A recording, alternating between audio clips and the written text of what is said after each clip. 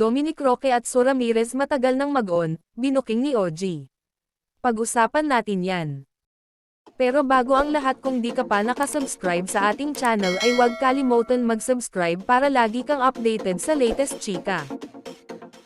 Matagal na nga bang may namamagitan sa aktres na si Sue Ramirez at kapwa-aktor na si Dominic Roque?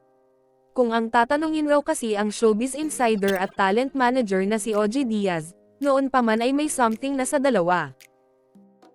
Sa latest episode ng Showbiz Update, hosted by OG Diaz, Mama Loy, at Ate Marina ay napag-usapan nila ang kumakalat na picture ni na Dominic at Sue na magkasama umano isang car dealership. Kaya agad namang inusisa ni Mama Loy kung may katotohanan ba ang chikang sila na. Di ba mula pa sa isang source ko noon pa, siya ang nagko-confirm na sila na. Kasi nga, mayroon ng bonding moments din yung family ni Dominic at yung family ni Sue, saad ni OG. Ngunit paglilinaw naman ng talent manager, wala pang hingian ng kamay o pamamanhikan na nagaganap. Parang nagbibigay lang ng ulam kay Sue.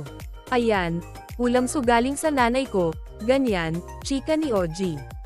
Matatanda ang isa sina Sue at Dominic sa mga mainit na pinag-usapan noong buwan ng Nobyembre. Ito ay matapos mag-viral ang video nila na kuha sa isang bar sa Siargao kung saan nakita silang naghalikan. Bukod pa rito, namataan ring magkasamang muli ang dalawa sa Siargao matapos ang panonood ni Dominic sa premiere night ng pelikula ni Catherine Bernardo at Alden Richards na Hello, Love, Again.